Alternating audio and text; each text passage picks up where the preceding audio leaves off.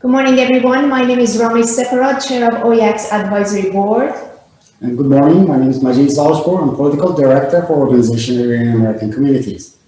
And thank you for joining us today. My colleague and I would like to begin with recognizing the ongoing protests, especially in Sistan-Baluchistan province. Organization of Iranian American Communities, OIAC, stands with the people of Sistan-Baluchistan and their call for social justice, freedom, and democracy. This briefing is taking place as the Iranian regime has killed more than 40 people in the city of Saravan in the recent protests. This briefing is taking place as Iran is in violation of JCPOA, and as indicated by IAEA, Iran is also in violation of the Nuclear Non-Proliferation Treaty. So today, you'll be hearing from members of Congress who will be sharing with you their thoughts on the path forward on Iran. That's right. We believe the regime in Iran is its weakest point at the moment. There are reasons for that. One, there is a movement of uprising protests across Iran.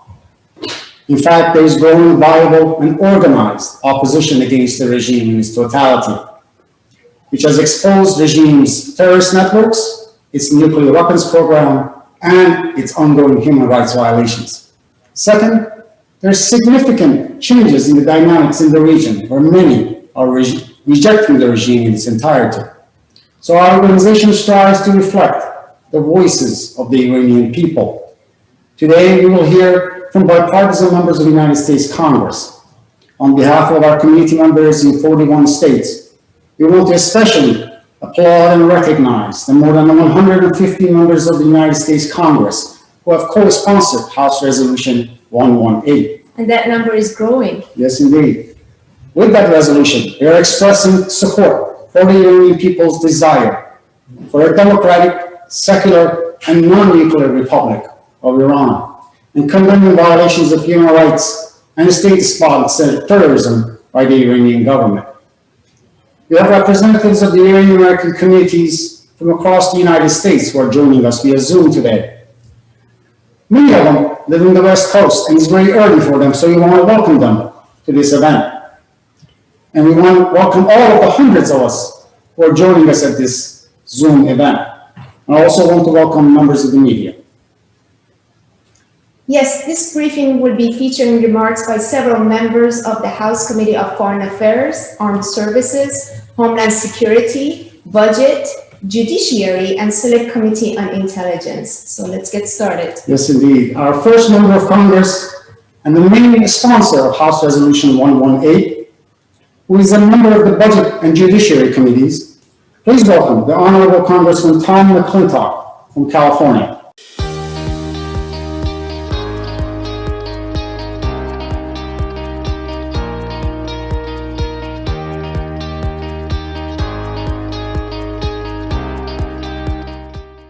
Hi everybody, this is Congressman Tom McClintock. It's always an honor to join all of you who've sacrificed so much to restore the blessings of liberty to the long oppressed people of Iran. Well, you're not alone in your fight for freedom. So far, 110 members of the U.S. House of Representatives, Democrat and Republican, representing more than 83 million Americans, have co-sponsored House Resolution which expresses support for the Iranian people's desire for a democratic, secular, and non-nuclear Republic of Iran, and condemning the violations of human rights and state-sponsored terrorism by the Iranian government.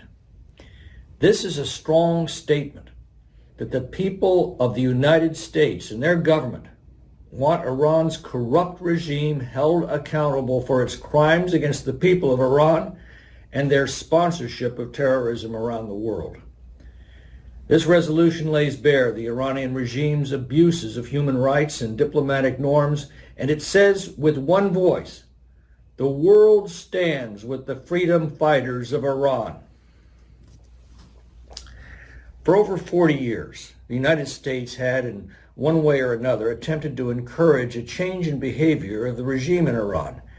Yet history affirms that the Ayatollah's thirst for massacre and murder at home, as well as terrorism and weapons of mass destruction abroad, has only increased. During these 4 decades, the Iranian regime has built an elaborate network of terror, particularly in Europe, under the cover of diplomacy, while also arbitrarily and brutally suppressing ethnic minorities, including Iranian Kurds, Baluchis, and Arabs, as well as religious minorities, including Christians, Jews, Baha'is, Zoroastrians, and Sunni Muslims, and deprived them of their basic human rights. In many cases, it has executed them. This includes the massacre of at least 1,500 people during the November 2019 nationwide uprising, and that of more than 30,000 political prisoners in the summer of 1988. House resolution demands of the international community what Amnesty International and many UN human rights officials agree on, that the United States should be involved in establishing an international investigation into the 1988 and 2019 killings of Iranian dissidents, holding the Iranian regime and its officials accountable for the abject disregard of human rights should be a key objective of the international community and also of the United States government. Of course, Iranian leaders have also been using terrorism to pursue their perverted foreign policy agenda. Earlier this year, a court in Belgium sentenced Iran's diplomat terrorist Ayatollah Assadi to the maximum sentence of 20 years imprisonment for his role in planning to plant a bomb at the Free Iran gathering in 2018.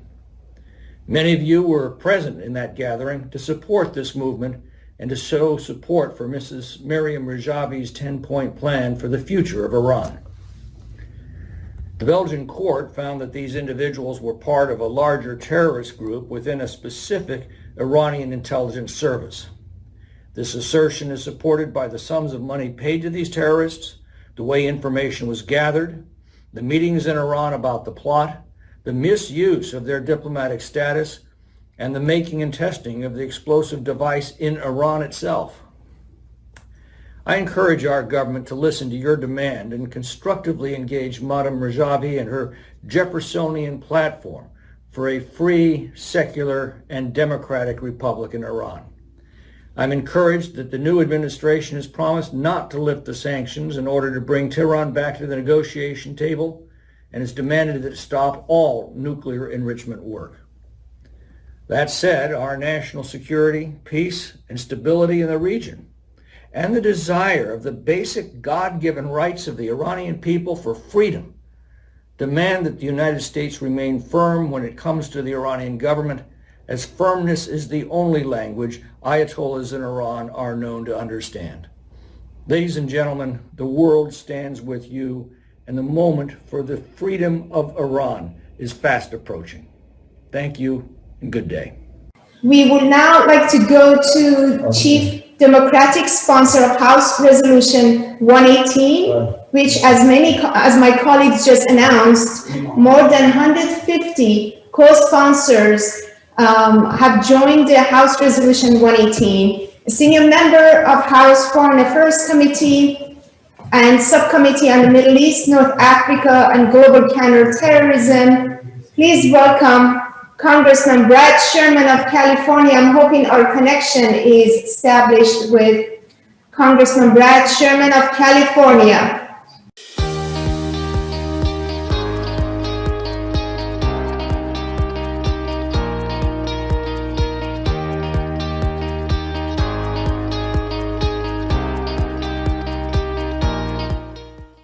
Hello, I'm Congressman Brad Sherman from California's best named city, Sherman Oaks.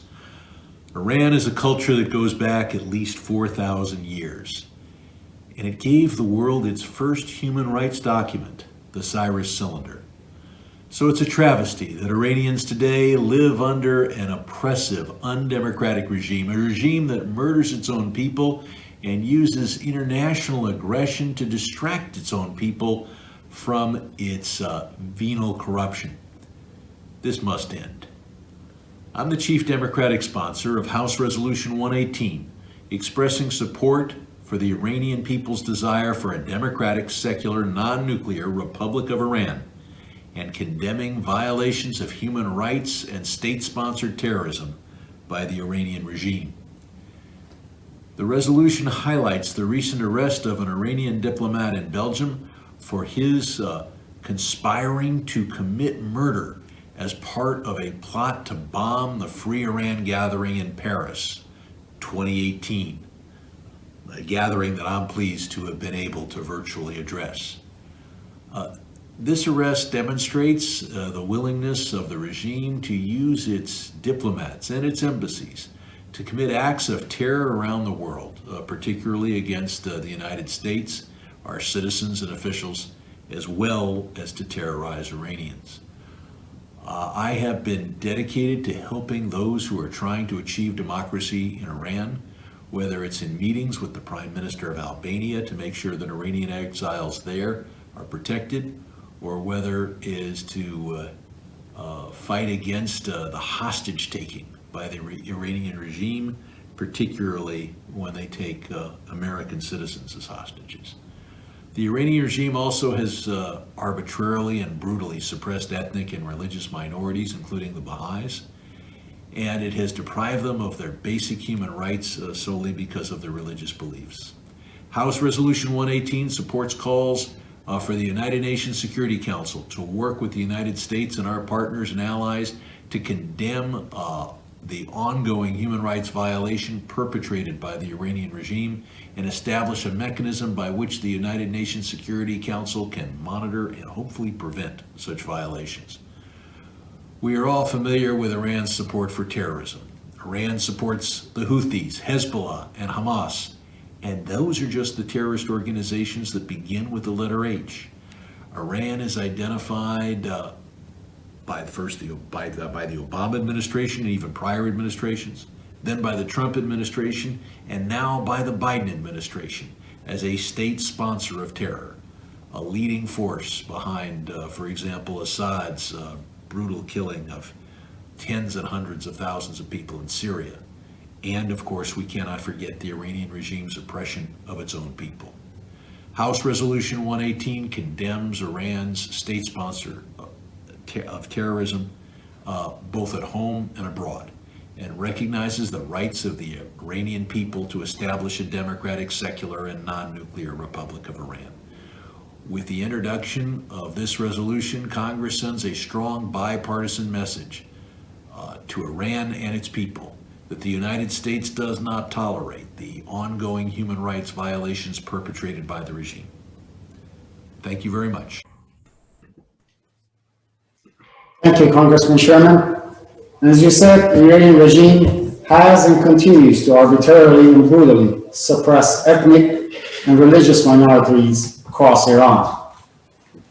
And I was very delighted to hear from Congressman Sherman that indeed this resolution really reflects a bipartisan voice of Congress. And as we can see, members of the Iranian community have joined us, and they're celebrating this moment in history where, as the people of Iran are rising up, the second largest province of Iran, Sistan Balochistan, is rising up. We are standing with them in support of their call for social justice, democracy, and freedom in Iran. Yes, and I want to go back to House Resolution 188, if you don't mind.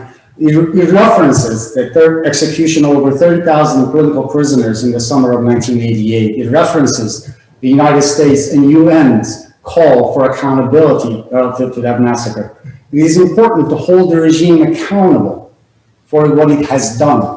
Not what it says, but what it actually does. That's right, and I think we do have a clip from Sistan Balochistan that really gives us an insight on what's happening during the protests that started last week on February 22nd. Let's see if we could get our technical team to share the clip from Sistan Balochistan.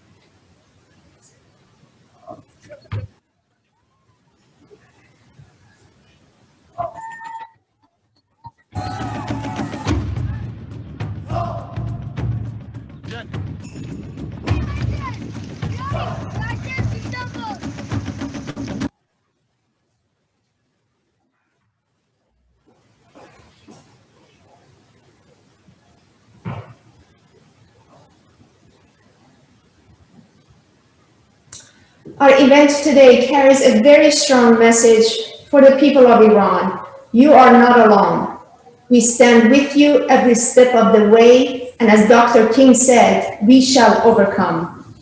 We will now hear from Congressman Dan Crenshaw, member of Homeland Security Committee and a dear friend of Iranian American community of Texas. Please welcome Congressman Dan Crenshaw.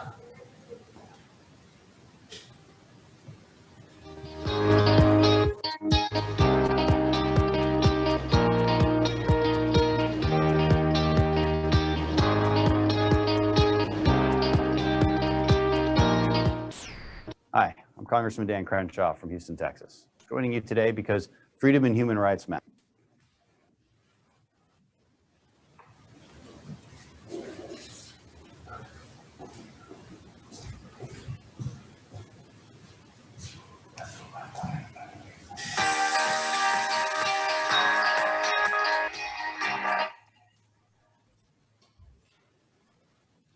I'm not sure if we have connection with Congressman Crenshaw.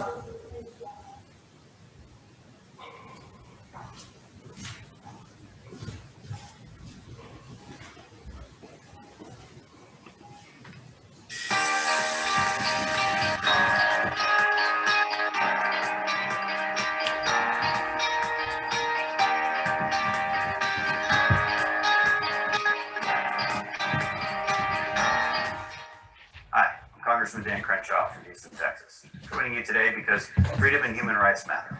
Iranian people's freedom and human rights matter. The regime of the Ayatollah has been built for decades on the violation of those rights, with grave and serious oppression and violence against those who dare to challenge it. We have seen this regime again and again since it came to power exercise its brutality against the Iranian people. In 1979, 1988, 2009, and from 2019 until today, the Iranian people take to the streets to demand their rights given to them by God, not from an Ayatollah or government. And the regime has shown their true face. They've shown their violence. They've shown their brutality.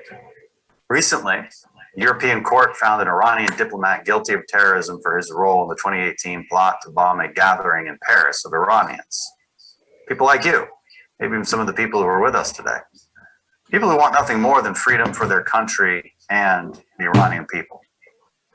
This ruling confirmed what many of us have long known.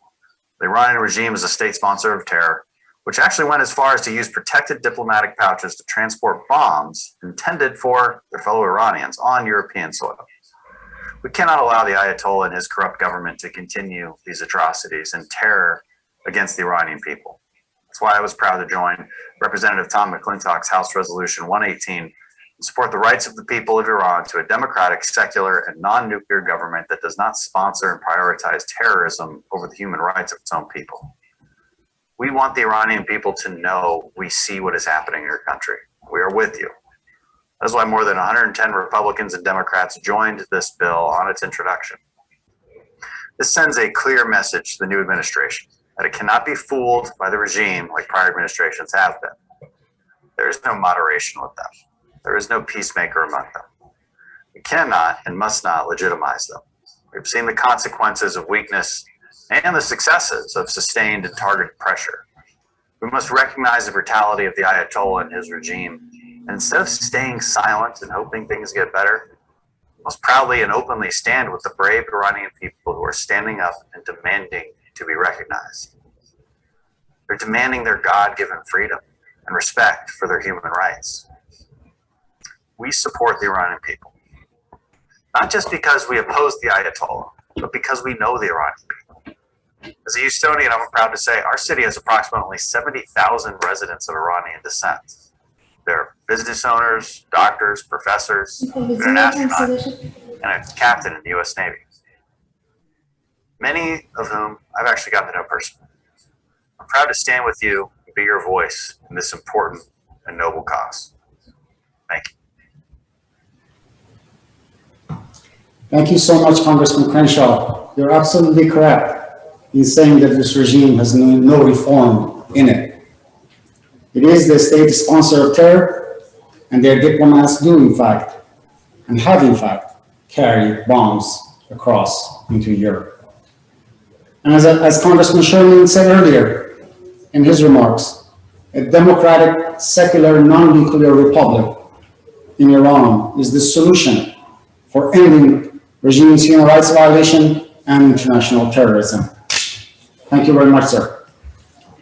We now hear from Congresswoman Sheila Jackson Lee, a member of the Homeland Security Committee and a very dear and long-time friend of the Iranian people. Please welcome Congresswoman Sheila Jackson Lee from the state of Texas.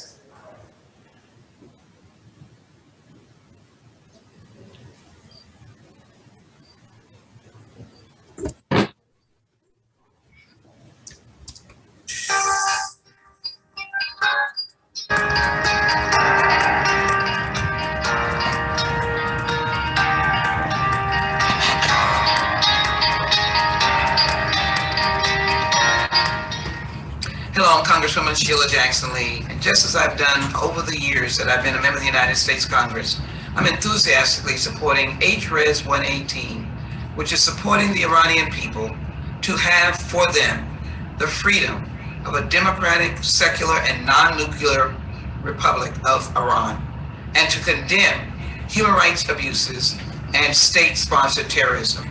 We have to stand with the people of Iran. We have to stand for democracy and let them know that not only the United States, but the people around the world are standing with their fight and their belief in freedom. Again, H.Res 118, I am a proud co-sponsor of it that will in fact re-emphasize the Congress's commitment to a secular, democratic, and non-nuclear Iran, and to condemn human rights violations and state-sponsored terrorism. We do stand with the free-thinking people of Iran.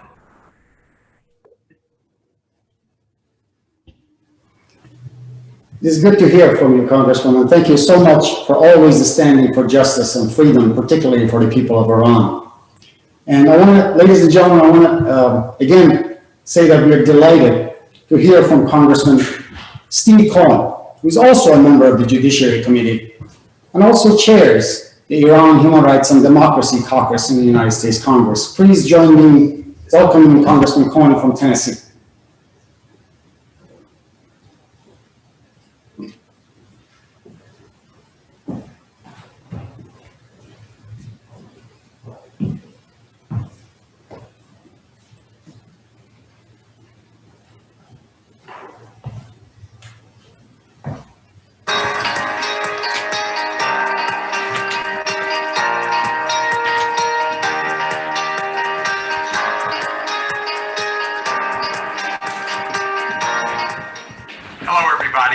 As a co-chair of the Congressional Iran Human Rights and Democracy Caucus, it's my honor to speak with you today. I hope that someday soon we can all be together, but right now we're dealing with this pandemic and have to deal with Zoom or video as our means of communication. Please remain safe and vigilant and do all the steps, the 6 feet of separation, wash your hands, mask, and all the things to stay safe and healthy. This is a worldwide problem. I've long been a supporter of the Iranian people for a free Iran. I'm a proud sponsor of H.Res 118, which expresses support for the Iranian people's desire for a democratic, secular, and non-nuclear Republic of Iran. It also condemns violations of human rights and state-sponsored terrorism by the Iranian government. It's time that Iran became part of the nations of the world that try to take care of their citizens and promote peace and freedoms, and not what we've seen in the past. The Iranian people deserve a government that respects their fundamental rights and freedoms, freedom of speech and assembly, gender and religious equality. One day, hopefully, we'll have it, and I'd love to be with you in Iran when we celebrate it. Happy to greet you today, and may you have a great time. And thank you so much, Congressman Cohen. And as you said, Iranian people deserve a government that reflects the fundamental rights and freedom. And that day is not far, Congressman. Thank you so much. We now go to Congressman Don Bacon, member of Armed Services Committee from Nebraska. Please welcome Congressman Bacon.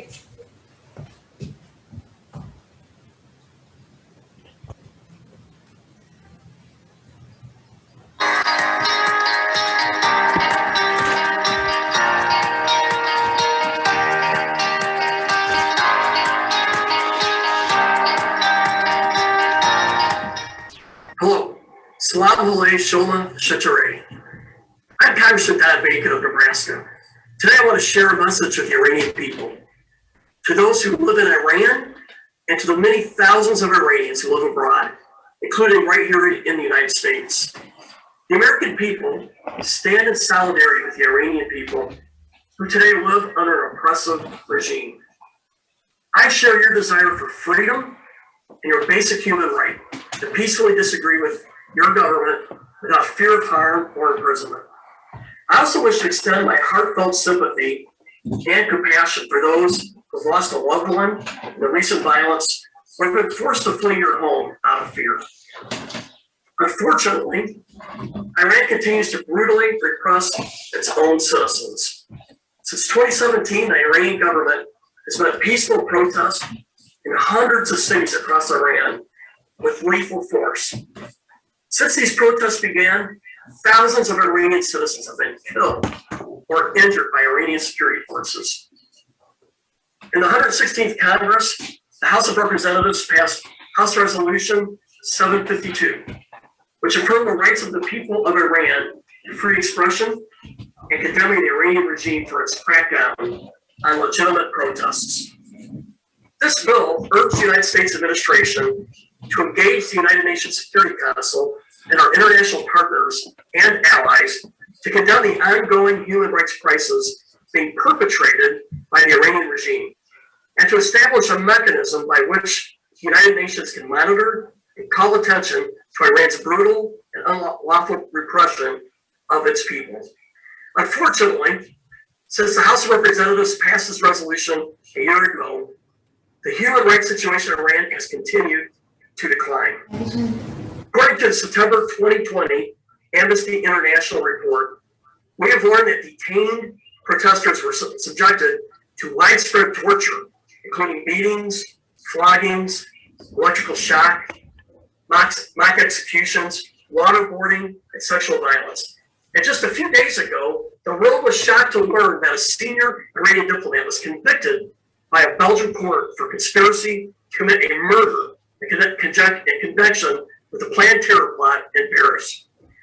This terror plot targeted Iranian dissidents in the heart of Europe and serves as a stark reminder that the Iranian regime is a threat to the entire world, not just its own citizens.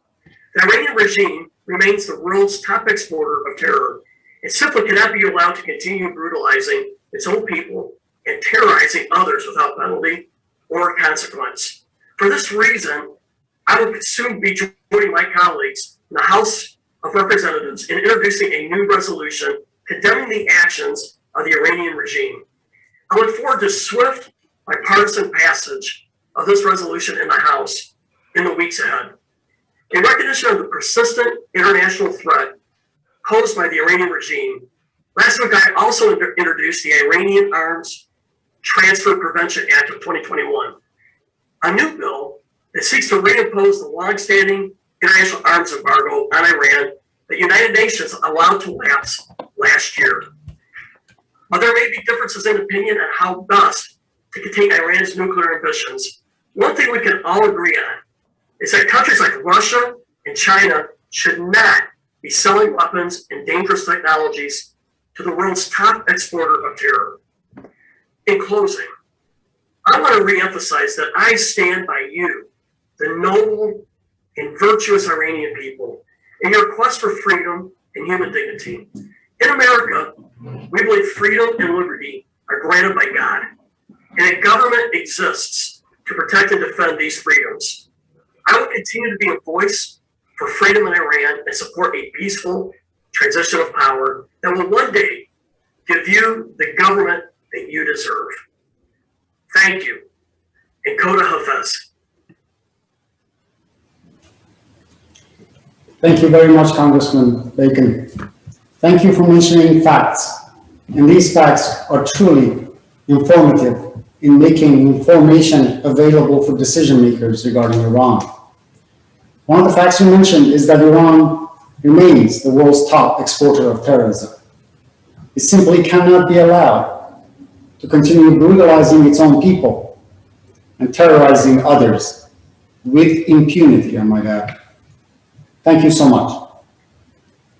Our next speaker is Congressman Van Taylor from the great state of Texas. He's a member of the Financial Services Committee and great friend of our community out there in Texas. Please welcome.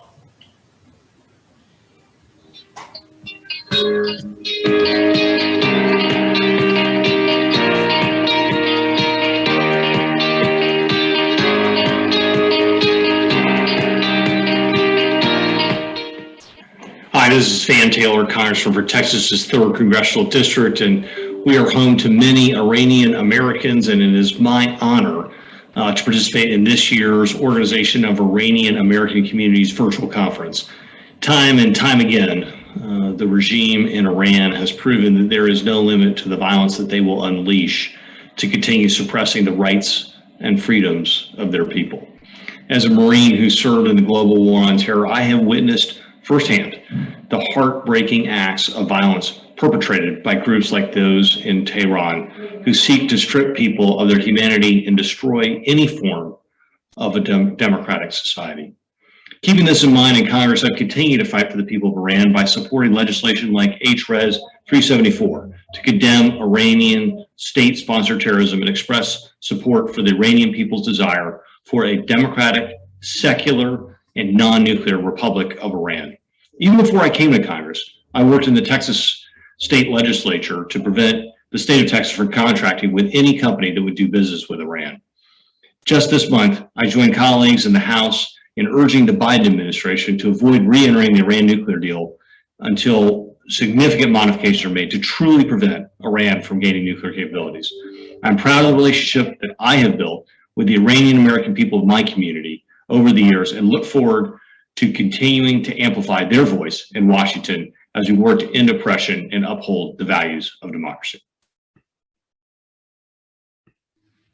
Thank you so much, Congressman Taylor. And as you said, there is no limit to the violence that this regime has unleashed on the Iranian people. And the only solution is to replace it, as it was reflected in the House Resolution 118, by a secular, non-nuclear Republic of Iran. And in fact, these are the key elements of Mrs. Maryam Rajavi's 10-point plan. So, ladies and gentlemen, we just heard from a group of bipartisan congressional voices of California, Texas, Tennessee, and Nebraska. I know we have many members of these communities online, and we have many more members of Congress who will be joining us today. But I do want to take a minute and recognize all of the community members, the representatives, and the leaders of the Iranian American community who have joined us across the United States through Zoom and in this virtual conference. We can see leaders from California. I can see leaders from Tennessee, Texas, Nebraska. Thank you so much for all your hard work and continued effort for the cause of democracy and freedom in Iran. Yes, indeed. And without their engagement, none of this would have been possible. And we certainly will be hearing shortly from more members of Congress. But right now, I want to introduce Congressman Scott Peters. He's a member of the Budget Committee and a great supporter of the Iranian American communities in California. Please welcome Congressman Peters.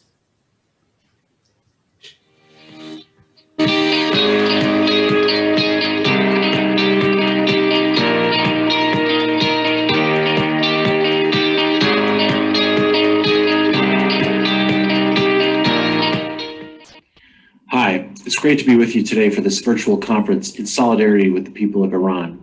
I'm Congressman Scott Peters, and I represent the cities of San Diego, Coronado, and Poway, California. Today, we're highlighting the reintroduction of a House resolution which condemns Iranian state-sponsored terrorism and supports the Iranian people's yearning for a democratic, secular, and non-nuclear Republic of Iran. This resolution emphasizes the Iranian people's desire for an open and free society backed by a fair system of government without the threat of violence or terror. It also seeks to hold Iran accountable for its egregious human rights violations and regional destabilization measures, like the growing ballistic missile program, which not only threatens Iran's own democracy, but that of the United States and our allies around the globe. Since first coming to Congress, I've pushed for an immediate end to forceful repression of democratic protests and Iran's nuclear and ballistic weapons programs. I've sent letters and co-sponsored resolutions to both President Obama and President Trump, urging greater international cooperation to achieve these goals. And last year, I was an early co-sponsor of the No Ban Act that prohibits religious discrimination in many immigration-related decisions. And I applaud President Biden's repeal of the travel ban that disproportionately affected Iranian Americans and their families. This year, I've continued to work on issues that matter to the Iranian American community. Last March, I discussed a number of immigration policies that affect the Iranian American community with a number of local Iranian leaders in my district office. Last May, I signed on to a letter to renew the expiring UN arms embargo against Iran and the UN travel restrictions on those Iranian individuals who are involved with dangerous proliferation activities. And in June, I co-sponsored another resolution to recognize the contributions of Iranian Americans in government, military, and other facets of American society. It also upholds the civil liberties and rights of Iranian Americans by condemning bigotry, violence, and discrimination. Looking ahead, I will continue to use my platform to push for a democratic, secular, and non-nuclear Iran. And I appreciate the California Society for Democracy in Iran and the Organization of Iran American Communities for bringing light to this cause and for giving me an opportunity to participate and to speak. Thank you. Thank you so much, Congressman Peters, and all that you've done for Iranian Americans, and more importantly, for the people of Iran who are struggling for democracy and freedom. We now hear from Congressman French Hill, a member of Financial Services Committee and a great friend of Iranian American community of Arkansas. Please welcome Congressman Hill.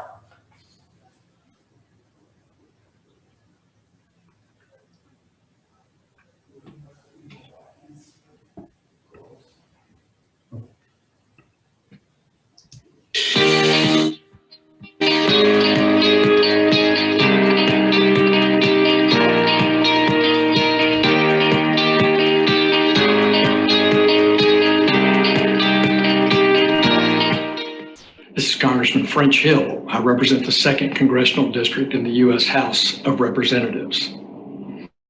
For the past 4 decades, the people of Iran have lived under the brutal dictatorship of the Ayatollahs in Tehran. The Ayatollahs, the mullahs, the military are all profiting at the expense of the ordinary Iranian citizen.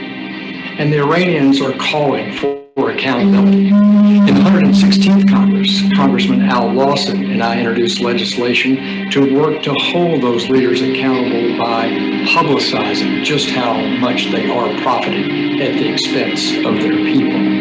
In this Congress, I've co-sponsored H.Res 118 that outlines and commiserates with the daily hardships experienced by the Iranian people. The Iranians want change, but that change is only met with brutal crushing of their dissent in 2009, as well as most recently in November of 2019, when hundreds were killed by the dictatorship, including children. So I stand with the people of Iran. America stands with the people of Iran. America stands for freedom, and we want those freedoms that we take for granted here of assembly, of speech, of religion available to our friends, those citizens of Iran. I'll continue to stand up against the regime in Tehran, as well as authoritarian dictatorships around the world that prohibit their citizens from experiencing those fundamental freedoms.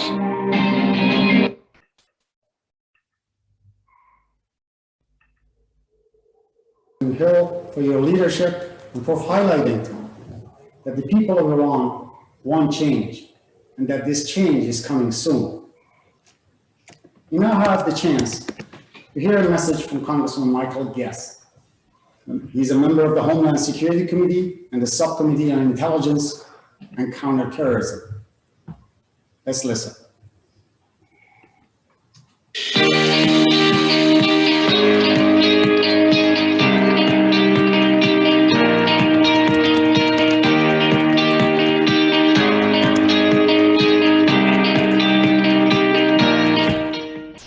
Congressman Michael Guest made the following statement to the Iranian community.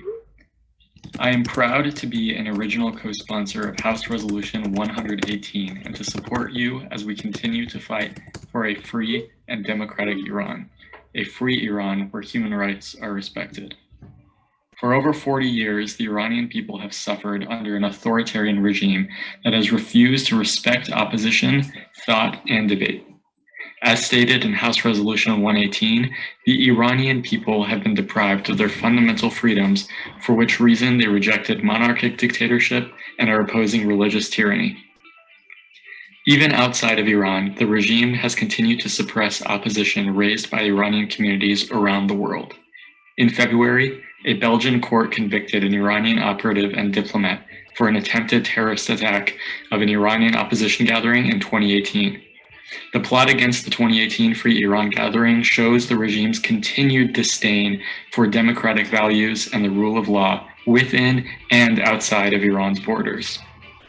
The US Congress stands with the Iranian people's right to freedom and assembly and to confront the Iranian regime's intentions to crush dissent and export terrorism.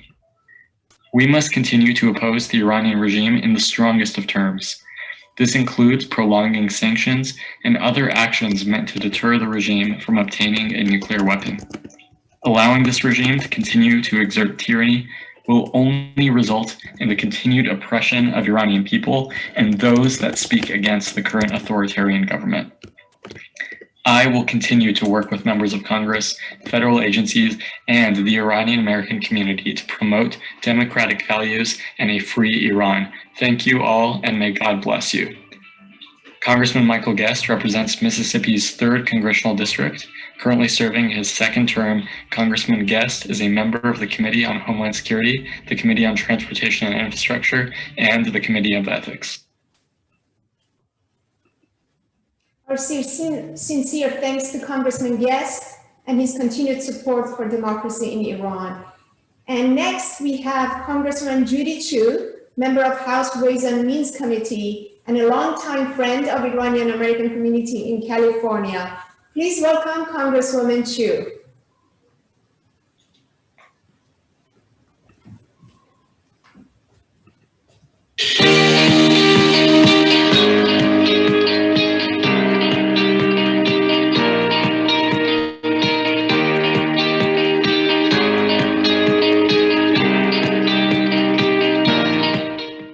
Hello, I'm Congressmember Judy Chu, and I'm so happy to be joining with the California Society for Democracy in Iran for your nationwide virtual conference. I'm so sorry the coronavirus pandemic has kept us from joining together in person this year, but that is why I'm so glad that you found a way to still come together safely, because we need to let Iran know the world is watching. Through your advocacy, you are leading the fight to advance human rights in Iran, and I'm proud to stand with you. We know that Iran is better than its government. We saw that in 2019 as popular protests against Iran's cruel government spread throughout the country. At least 100 cities became home to protests by proud Iranians who rejected the violence of the mullahs. But tragically, violence is all the mullahs know. According to Amnesty International, many of the protesters who were detained by the government were tortured, beaten, waterboarded, shocked, and more. This is the same for anyone who dares to speak out against Iran's cruel leaders, even those abroad.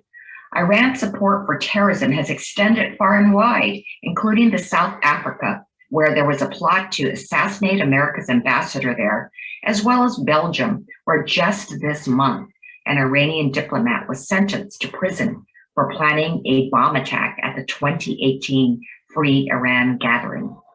If we are to put an end to Iran's history of exporting terror and threatening the lives of its own citizens, Americans, and others, then the Iranian regime must know that we will stand up to their violence and oppression.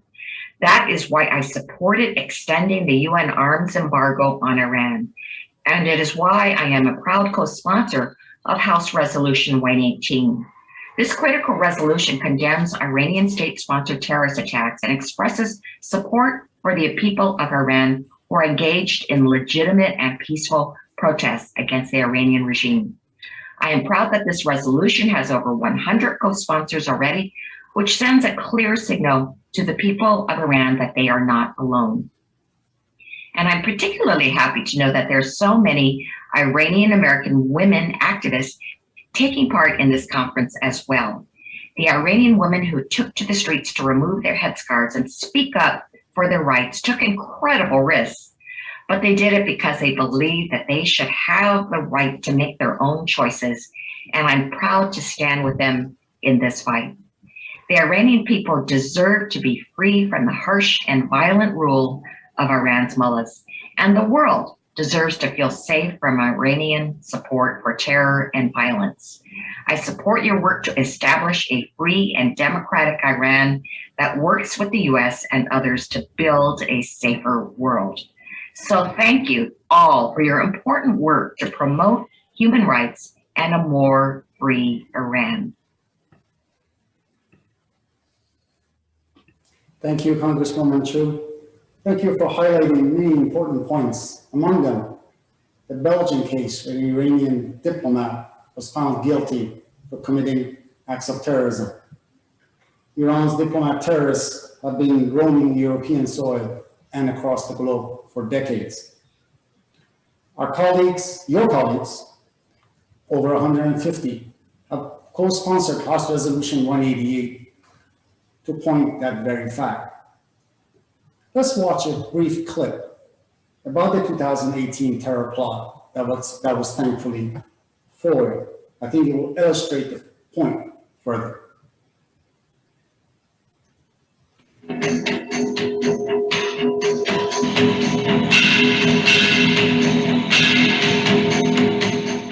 The Iranian regime diplomat convicted of terrorism in Europe.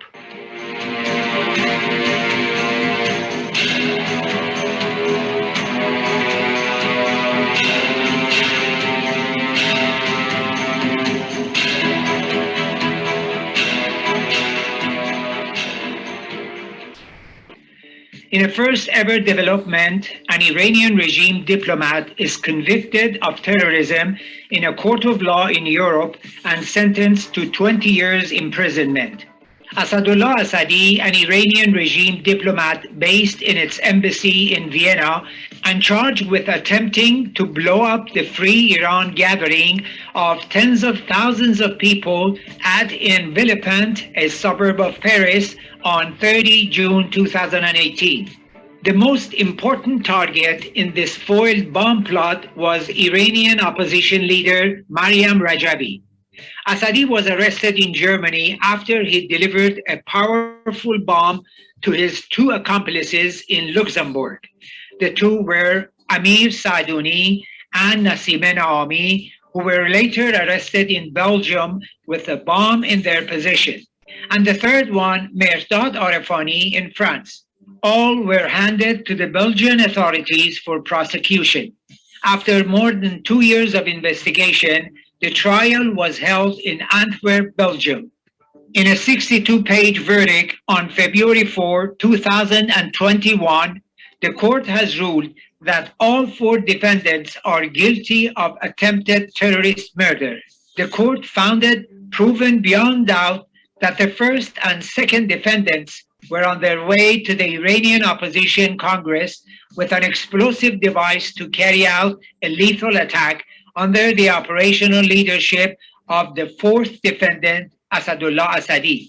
According to the verdict, the court found that the 4 defendants are part of a larger terrorist group within a specific Iranian intelligence service. The court also specified that the bomb was built and tested in Iran and was transferred to Europe using a diplomatic pouch by Assadi himself. The court sentenced Javad Zarif's diplomat, Asadullah Assadi, to 20 years imprisonment, despite extensive pressure and threats by the Iranian regime and its foreign ministry. The other 3 were sentenced between 15 to 18 years imprisonment, had their Belgian citizenship withdrawn, and had to return the 450,000 euros they received in the past several years. Since 2018, European nations have expelled 7 Iranian diplomats for engaging in terror plots against the Iranian dissidents.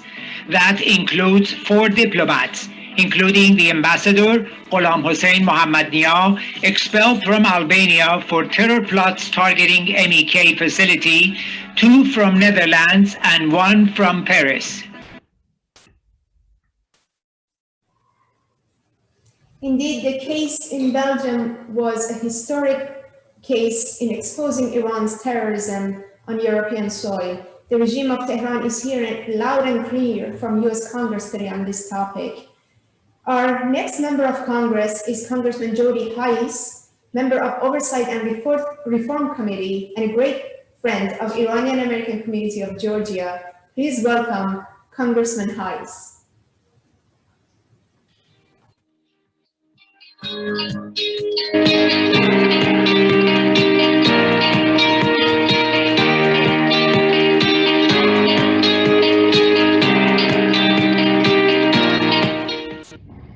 Hi, I'm Congressman Jody Hice. The Iranian government routinely violates the rights of its own citizens, things like religious liberties constantly being violated. And of course, the lives of people all around the world seems to continually be threatened by the terrorist organizations coming out of Iran. Quite frankly, Iran should have no significant place on the international stage as long as they continue this behavior. It's important for the United States and its allies to stand against Iran and to stand for the liberties of the Iranian people. It's for that reason that I'm pleased to stand with other colleagues in the House of Representatives behind Congressman Tom McClintock's resolution. This resolution basically will help defend the people of Iran and condemn the vicious acts of the Iranian government. Hopefully, we'll see the Biden administration come alongside and stand with the strong stance that the Trump administration took against Iran. It's important for us to come together in this matter. I continue to pray personally for my brothers and sisters in Iran, and hopefully all these goals one day will become a reality. Thank you very much, Congressman Hice, for your continued leadership on this issue. We now hear from Congressman Tim Burchett of the House Foreign Affairs Committee. He's a member of the House Foreign Affairs Committee from the great state of Tennessee.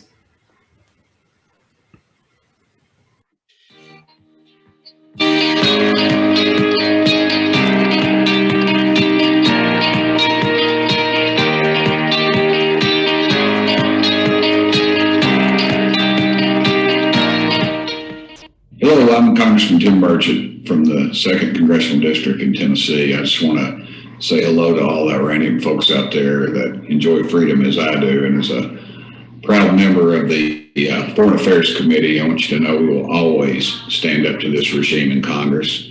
And we just will not stand for state-sponsored terrorism. And I, like you, enjoy freedom, and I salute y'all for your bravery. Thank you very much. Thank you so much. Our next member of House is Congressman Gus Bilirakis, member of Energy and Commerce Committee and a great friend of Iranian American community of Florida. Please welcome Congressman Bilirakis.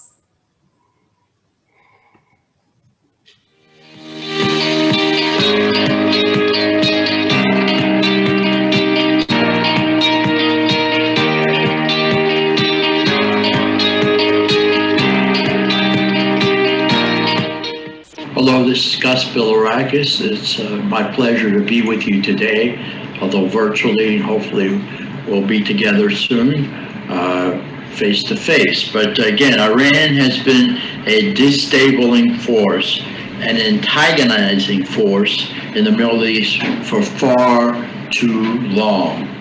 The Iranian regime continues to wage a campaign of terror against those who only wish for a free society. I respect the Iranian people so very much. Their attacks on those advocating for democratic reform, such bravery, should shock all Americans and freedom-loving people around the world. Again, we did support the Iranian people when they protested and advocated for democratic reforms. Maybe our government did not do enough, but we want to continue to support the people of Iran. During the 116th Congress, the House of Representatives passed House Resolution 752. This resolution gave notice that the United States will always support the rights of the people of Iran to free expression and will always condemn the Iranian regime for its crackdown on legitimate protests. Again, a segment of the Congress really spoke out on behalf of the American people for justice. But I think that we need to do more. This resolution, though, which was a step in the right direction, urges the U.S. administration to work to convene emergency sessions of the United Nations Security Council and to work with the United States partners and allies to condemn the ongoing human rights violations perpetrated by the Iranian regime and establish a mechanism by which the United States National Security Council can monitor such violations. When President Trump was in office, I spoke to him one-on-one with regard to human rights. This regime must be held accountable. While this resolution was a great first step, more must be done, as I said, to combat the anti-democratic sentiment and oppression coming from Tehran. According to September 2nd, 2020, Amnesty International report, detained protesters were subjected to widespread torture, including beatings, floggings, electric shocks, stress positions, mock executions, waterboarding, sexual violence, forced administration of chemical substances, and deprivation of medical care. Again, public awareness. Our people need to know about this.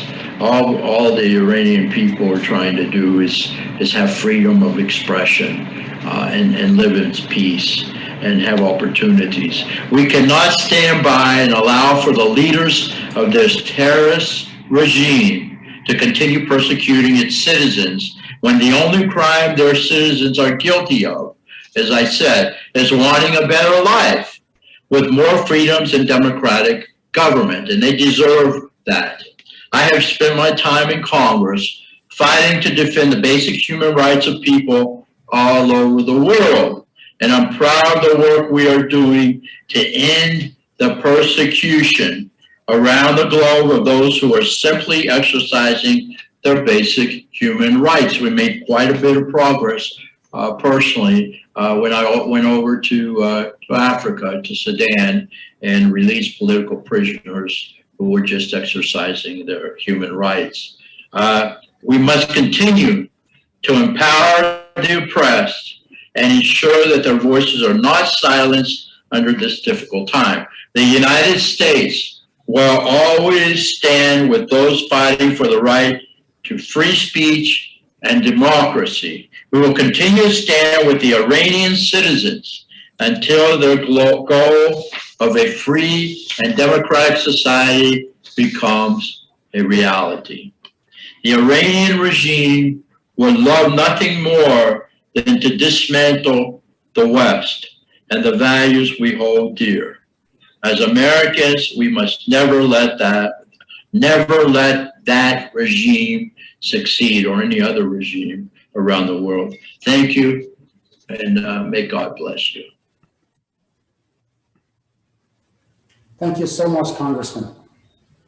It is important to note that your focus on violations of human rights in Iran is a key factor in decision-making regarding Iran. Thank you.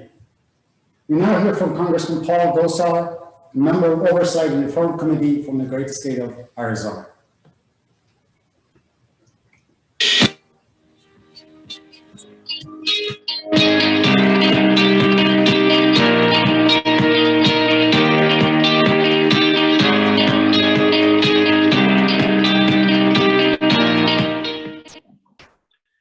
Hi, I'm Congressman Paul Gosar, representing Arizona's 4th Congressional District. I'd like to thank the Organization of Iranian American Communities for inviting me to speak about H.R. 118, of which I am proud to join 112 of my colleagues on both sides of the aisle as a co-sponsor. This bill, quote, expresses support for the Iranian people's desire for a democratic, secular, and non-nuclear Republic of Iran, and condemning violations of human rights and state-sponsored terrorism by the Iranian government.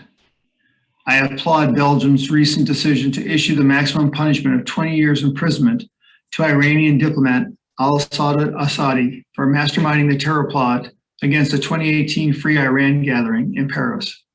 This is a clear case of state-sponsored terrorism with full facilitation of the foreign ministry. Mr. Assadi masqueraded as an Iranian diplomat who covertly conducted years of intelligence operations across Europe, recruited and established a network of agents of terror in multiple countries, and conspired to commit mass murder. The conviction of an Iranian official is significant and a step in the right direction in our global fight against this brutal regime. Iranian dissidents are persecuted and deplatformed. They are threatened with exposure and violence. They are fired from jobs. They are imprisoned on fake or exaggerated charges. The Iranian regime works with big tech to censor the truth. These are outrageous civil rights violations. Americans, Europeans, and Iranians support Madam Rajavi's work to pursue justice and freedom in Iran. We all have every confidence that one day Iran will break free from the chains of this regime. Thank you. Thank you so much. Our next member of the House is Congressman Maria Diaz-Balart from Appropriation Committee and a longtime friend of the Iranian American community of Florida. Please welcome Congressman Diaz-Balart.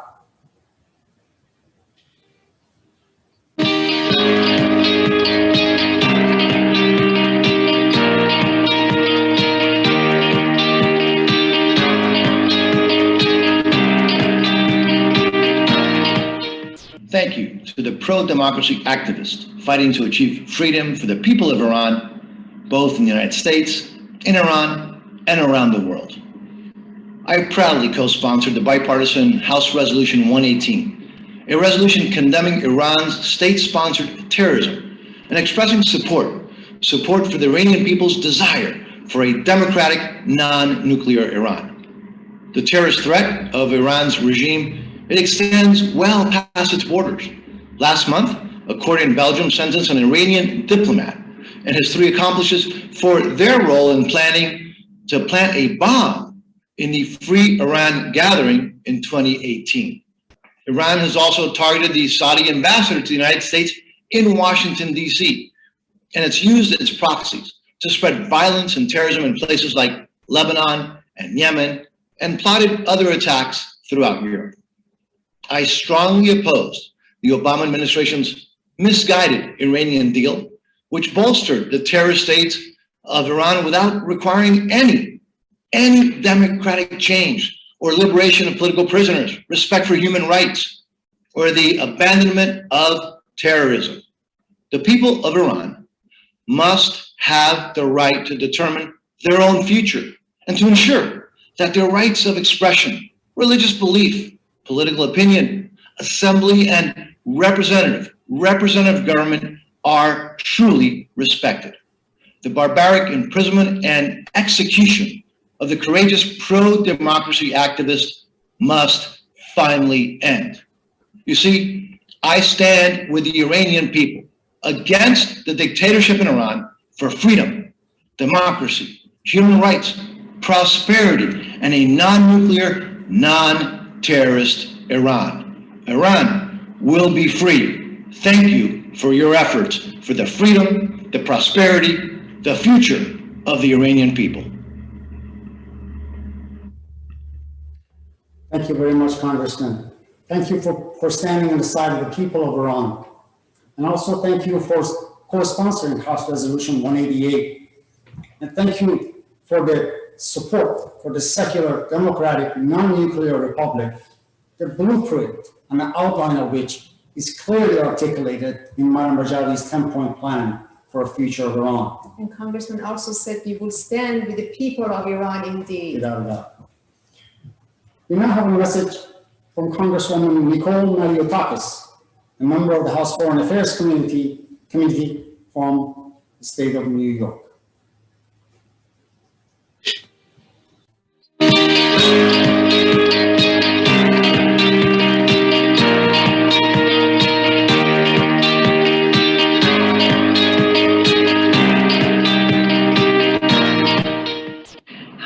Congresswoman Nicole Maliotakis, and I'm proud to sponsor House Resolution 118, which was recently adopted by the House of Representatives. In this resolution, we advocate for the Iranian people to have freedom, to be able to speak out against their government and utilize the same freedom of speech that we hold so dear here in the United States of America.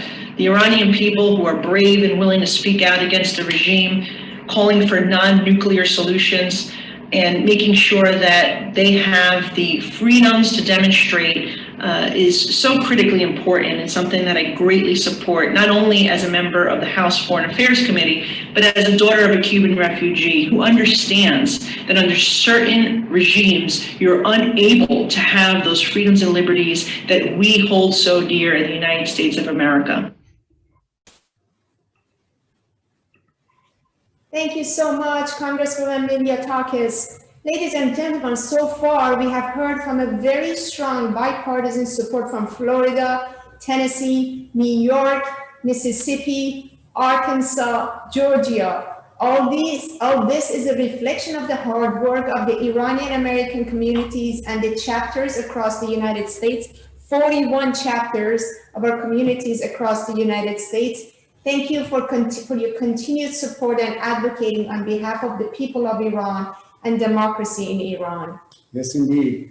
At this point, I would like to introduce our next speaker, former member of the House of Representatives, longtime member of the House Foreign Affairs Committee member, and also a staunch advocate for human rights, justice, and democracy.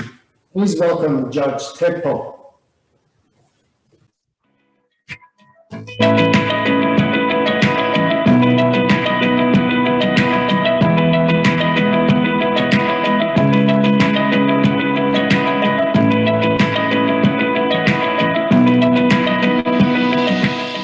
This is Judge Ted Poe from Texas. Good to be with you.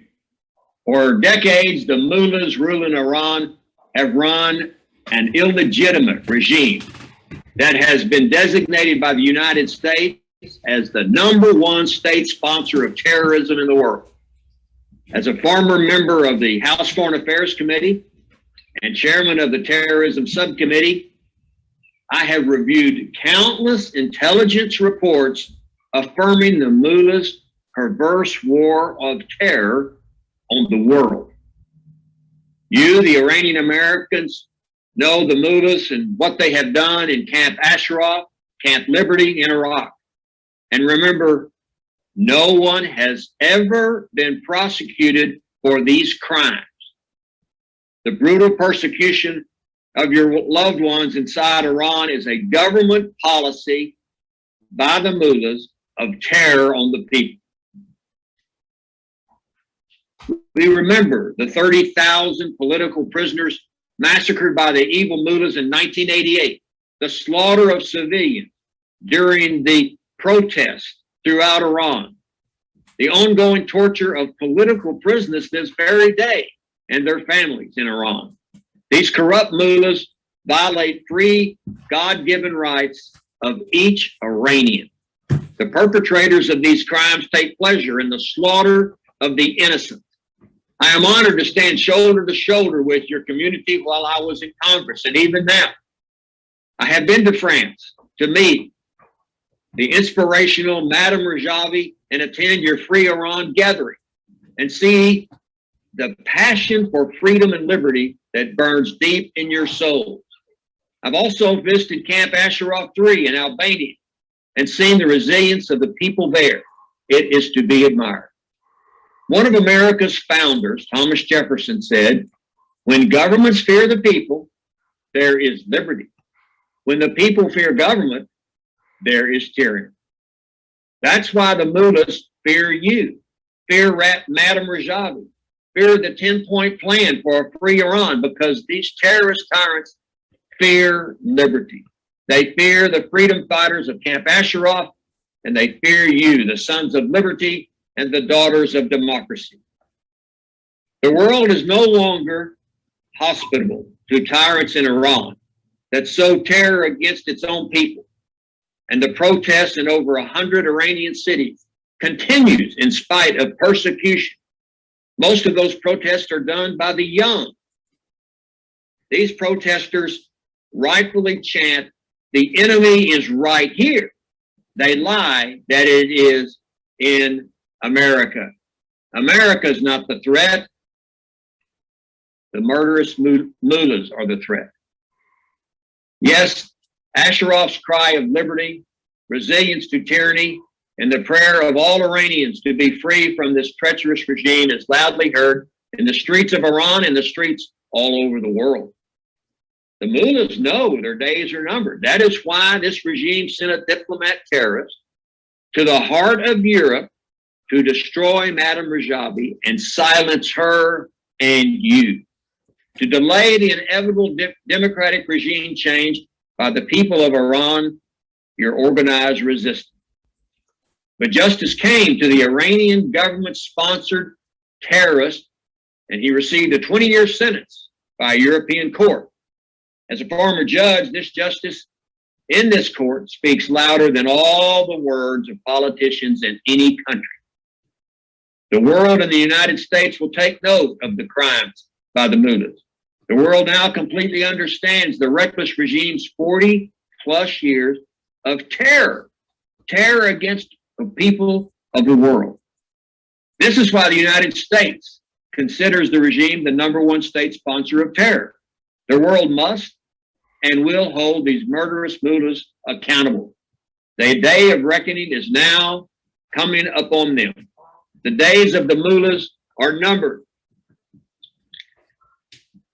The reign of 40 years of terror against the innocents of Iran cannot be ignored in Europe, and Europe must see with wide open eyes the threat before it.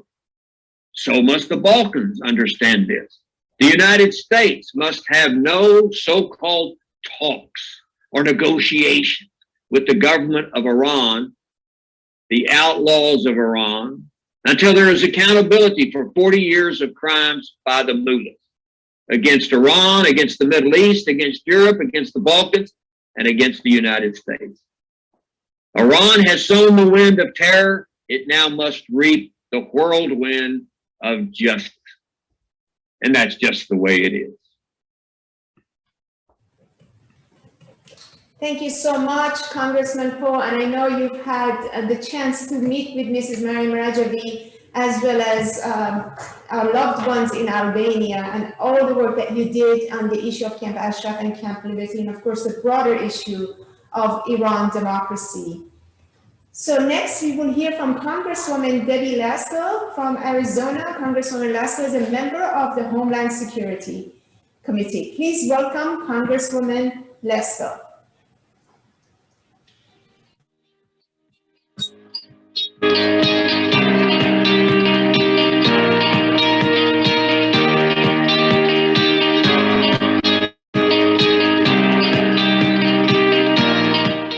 Hi, I'm U.S. Congresswoman Debbie Lasko from the great state of Arizona. Thank you for inviting me to your event today. I'm an original co-sponsor of House Resolution 118 because I support the people of Iran, and I support a democratic, secular, and non-nuclear Iran government.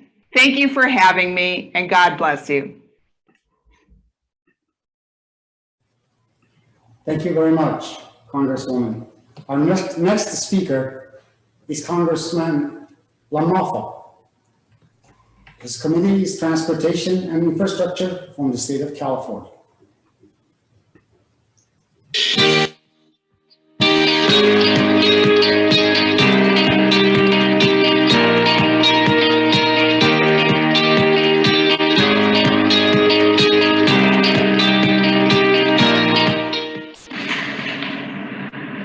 Greetings, it's Congressman Don Bacon. I just wanted to address you here for a moment about the issues we have going on with Iran, and we want to support freedom for the people of Iran and all that are connected with that. We have going on with Iran being a state sponsor of terror in many places around the world, as well as the atrocities it commits on its own people.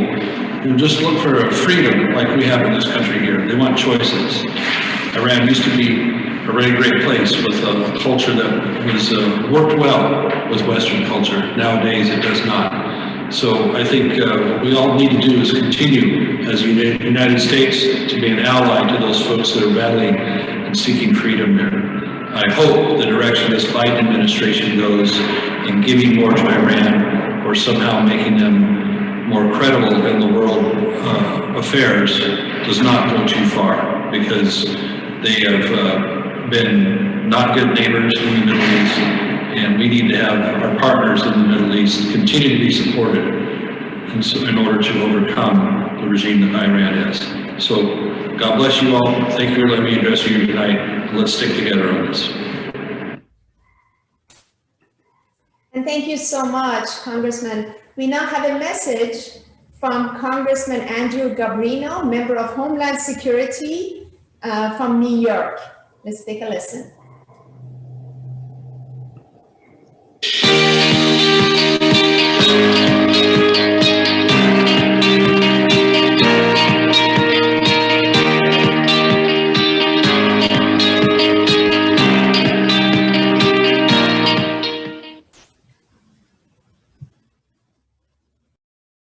Welcome to this gathering of Iranian American community of New York members. I am honored to provide this letter of greetings to you. Since Iran's 1979 revolution, the Iranian regime has perpetrated a campaign of violence against the Iranian people, the United States, and our allies in the Middle East. From suppressing the voices of pro-democracy Iranians to launching ballistic missiles at US service members in Iraq, Iran and its proxies have utilized terror and fear to expand their regional influence.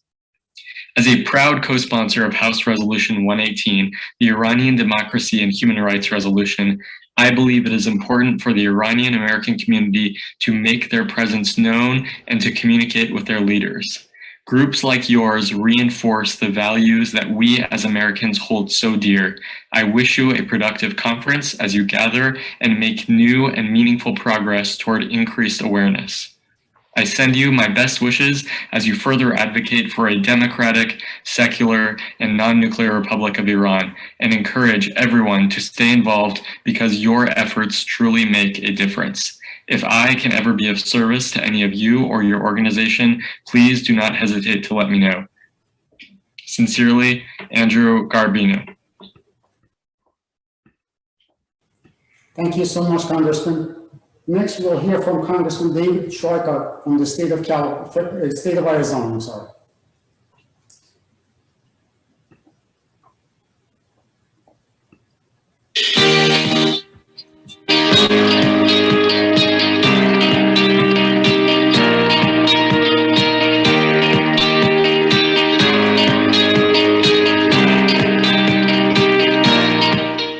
Hi, it's David Schweikart. This is a quick chance to talk to the Persian community in Arizona. Thank you for the help and the advocacy you're doing for hopefully a democratic Iran. I know this has been a difficult year. We haven't been able to do many of the festivals or the face-to-face meetings, but there's such a powerful story to be told by the American Persian community around our country and I believe around the world. All I can do is encourage you, keep up the message, keep up the work. Thank you. Thank you so much, Congressman Schweikart, member of Ways and Means Committee. So next we will hear from Congressman John Molinar from Michigan. Congressman Molinar is a member of Education and Labor Committee. Please welcome Congressman Molinar.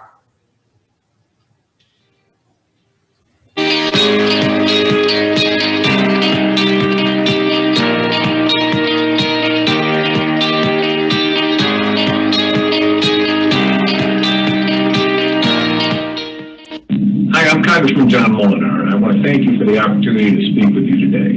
The Iranian American community has made incredible contributions to our nation in business, medicine, science, and the arts. Thank you for all you do to contribute to communities across America. Every person has the inalienable right to freedom of expression, and I hope that one day this will be true in Iran. I'm proud to support legislation that supports freedom of speech for the people of Iran, and I will continue to work across the aisle with my colleagues in Congress on this important issue. I hope you will continue to raise your voices on behalf of those in Iran who cannot speak for themselves. Thank you for all you do. Thank you, Congressman Molinar. And last but not least, we'll hear from Congressman Pete Sessions, a great friend of the Iranian American communities across the nation, and certainly from the state of Texas.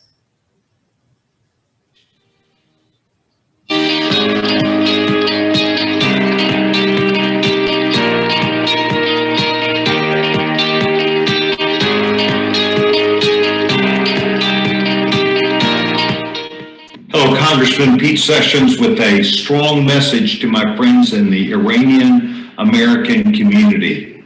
That is Iranian Texas community.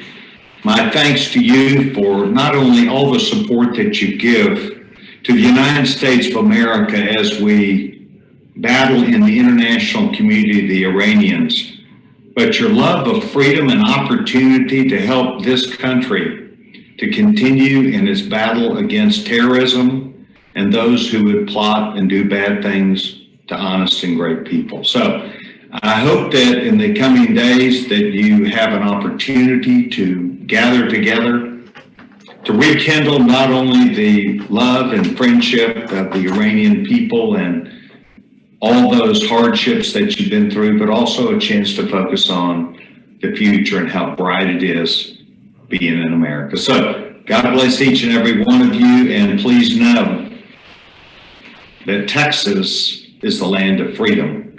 Thank you. And thank you so much, Congressman Sessions. Ladies and gentlemen, as we close the briefing today, let us once again thank all of the members of Congress who joined us today in this important briefing, and which really should set the right tone for U.S. policy on Iran, which does reflect a strong bipartisan voice when it comes to the issue of human rights, issue of Iran's terrorism, and a path ahead in dealing with the Iranian regime. We thank all of the members of the Iranian American community who stand and continue to advocate the voice of the people of Iran. Yes, on behalf of the Organization of Iranian American Communities, I want to also applaud and recognize our chapters across this great nation and the community leaders who head those organizations. We thank you for your continued work on behalf of the people of Iran and for security in America. We need, and certainly a broader, best U.S. policy towards Iran needs your continued engagement and leadership. Please continue to advocate with OYEC for a secular, democratic, and non-nuclear republic in Iran. And I urge you guys to please follow us on social media and in future programs. Thank you for joining us. And we will continue our campaign for a secular republic and a non-nuclear Iran. Thank you so much, everybody, and have a great day, everyone. Goodbye. Bye-bye.